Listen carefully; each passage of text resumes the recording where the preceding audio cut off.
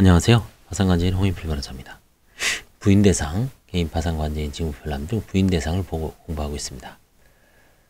배우자 등 친족명의 재산이 있는 경우, 이제 부인대상은 조각조각 내서 좀 짧게 하는 게 좀 중요성을 좀 강조하기 위해서 그런 겁니다. 예를 들어 뭐 채권자 집회나 배당이나 이런 거는 사실 일반 채무자들 입장에서는 그다지 뭐 거기서 알 이유가 없죠. 근데 이 부인대상은 워낙 중요한 내용이기 때문에 이 채무자 및 수익자들은 그 아주 그냥 개별적 행위 태양을 정확하게 알고 있어야 됩니다. 케이스도 그렇고요. 불허가도 마찬가지고. 그래서 그 부분을 좀 세밀하게 알고 있습니다.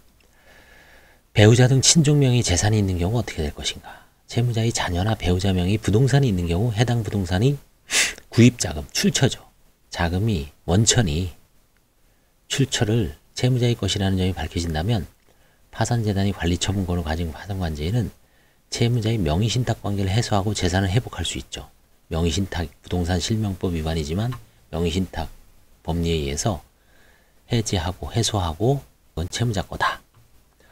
그래서 명의신탁은 부부재산에서도 예외가 없습니다. 부부재산이라도 명의신탁이 인정되면 채무자 걸로 볼 여지가 있습니다. 그게 이제 부부재산 환가에서는 두 가지죠. 은닉과 명의신탁은 예외로 환가할 수 있다. 마찬가지로 뭐 아들한테 명의신탁돼 있다. 그러면 환가할 수 있습니다. 환수할 수 있습니다. 또한 지급불능 시점 이후에 채무자가 부동산을 배우자 등에게 증여하였거나 가끔 일어납니다. 이혼과 관련해서도 일어나고 이래고 이제 통상 이혼하는 게 일반적이죠. 제가 얼마 전에 이제 뭐 상담한 사안도 채무자의 지분 재산이 한 9억 정도 됐는데 재산은 채무는 한 4, 5억 정도 됩니다. 근데 다 넘겼죠. 그러면 이제 지급불능 됐죠. 지급불능 시점 이후에 채무자가 부동산을 배우자에게 증여한 거죠. 그 다음에 배우자 등 명의로 취득한 부동산, 애초에 취득 자체를 배우자 명의로 하는 거죠. 지급불능 시점 이후에. 이때 배우자 등에게 아무런 소득이 없고 뭐 가정주부였다.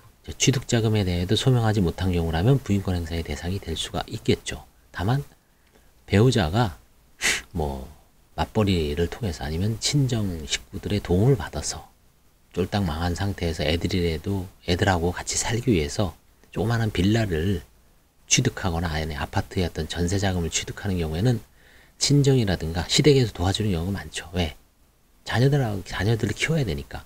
그런 경우는 뭐 어느 정도 소명이 되면 넘어가는 경우가 있습니다. 이게 이제 흔한 겁니다. 채무자가 이혼하면서 자신 명의의 재산을 재산분할로 배우자에게 양도한 경우 대법원은 이혼 시 재산분할이 민법 839조 2 제2항의 규정 취지에 반하여 상당하다고 할 수 없을 정도로 과대하고 재산분할을 구실로 이루어진 재산처분이라고 인정할 만한 특별한 사정이 없는 한 사행에 이르서 채권자 취소권이 대상이 되지 아니하나 상당한 정도를 벗어나는 초과 부분은 취소의 대상이 될 수 있다.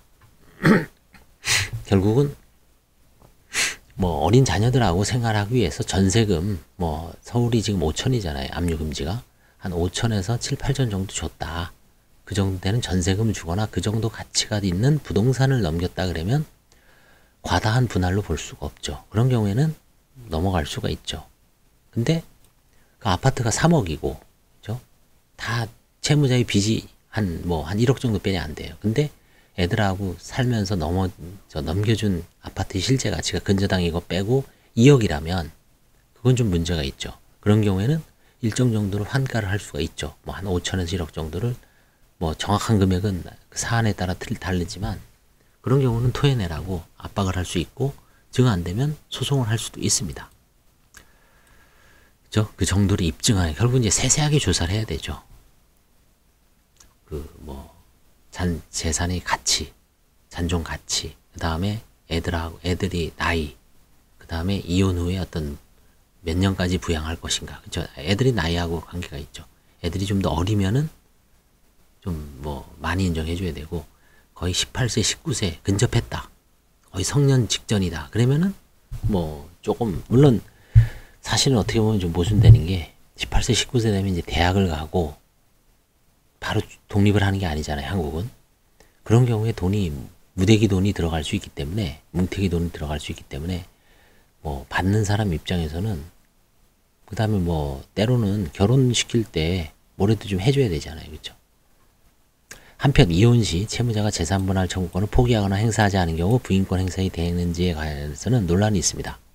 그렇지만 이제 하급심에서는 광범위하게 뭐 재산분할 청구권 포기도 불행사도 부인권 대상이 된다고 판시하고 있습니다. 대법원 판결은 이혼을 위한 재산분할 청구권은 이혼을 한 당사자 일방이 다른 일방에 대해 재산분할 청구할 수 있는 권리로서 이혼이 성립한 때 비로소 법적 효과가 발생하는 것일 뿐만 아니라 협의 또는 심판에 의해 구체적 내용이 형성되기까지는 그 범위 및 내용이 불확정하기 때문에 구체적으로 권리가 발생하였다고 할 수 없으므로 협의 또는 심판에 의해 구체화되지 않는 재산분할 청구권은 채무자의 책임 재산에 해당하지 아니하고 이를 포기하는 행위 또한 채수권자 취소권이 될 수 없다고 판시하였습니다.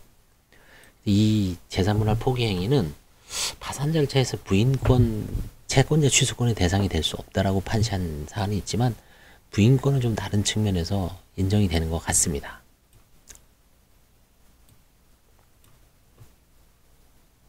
그래서 이 부인권은 재산분할 부부간의 어떤 이혼 시 재산분할 거기서 특히 문제가 되는 게 많기 때문에 배우자 등 친족 명의 재산이 있는 경우 관제인이 아주 엄격하게 소명을 요구하고 있습니다. 뭐 지방은 더하죠. 수원이나 인천, 의정부는 더하고 서울도 관제인의 어떤 재량에 의해서 뭔가 의심할 만한 정황이 발견되면은 엄격하게 소명을 요구하죠. 소득, 자금, 그동안 어떤 관리, 이용, 부동산 이용 관계 이런 거를 전반적으로 조사를 해서 명신탁인지 아니면 자녀나 배우자 등 친족이 고유재산인지를 규명을 해서 환가 여부 혹은 소송 여부를 결정하게 됩니다. 감사합니다.